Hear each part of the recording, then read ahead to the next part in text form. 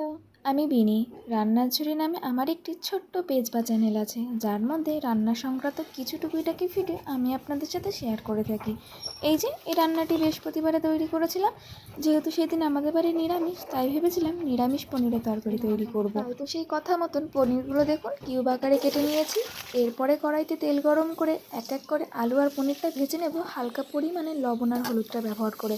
আর হ্যাঁ, পনিরটা ভাজার সময় কিন্তু আর হলুদটা ব্যবহার করিনি, যেহেতু অলরেডি তেলের মধ্যেই হলুদ আর লবণটা পরিমাণ মতন আছে, তাই আর হলুদ লাগেনি। এরপরে ফোড়নের জন্য দিয়ে দেবো গোটা গরম মশলা, তেজপাতা আর অল্প পরিমাণে চিনি, যাতে কালারটা একটু ভালো আসে। এরপরে দেখুন এক এক করে মশলা কষিয়ে নিচ্ছি, আর এখানে কিন্তু আদা শুকনো লঙ্কা বাটাটা দিয়ে দিয়েছিলাম। হালকা করে একটু কষিয়ে নিয়ে ভেজে রাখা আলুগুলো দিয়ে দিয়েছি। তারপরে ওই যে কাজু আর চারমগজ বাটাটা ওটাও অ্যাড করে দিয়েছি। একটুখানি লবণ দিয়ে ভালো করে কষিয়ে নিয়েছি। যেই দেখছি তেলটা ছেড়ে এসেছে, তারপরে কিন্তু ফুটান্ত গরম জল ব্যবহার করেছি। তেলের পরিমাণটা একটু কমে আসলে এক এক করে কিন্তু পনির আর কিশমিশটা ব্যবহার করেছি। আর হ্যাঁ, টেস্টিংয়ের জন্য কিন্তু লবণ আর চিনিটা দিতে একদমই ভুলবে না। নামানোর পরে গরম মশলাটা নিয়ে একটু নাড়িয়ে চাড়িয়ে নিয়েছি। তাহলে এই যে ঝটপট করে আজকে নিরামিষ পনিরের রেসিপিটা তো তৈরি করে নিয়েছি। এর সাথে যদি এক থালা ভাত হয় আর কি চাই বলুন তো। আজকের এই রেসিপিটা আপনাদের কেমন লাগলো অবশ্যই কমেন্ট করে জানাতে পারেন।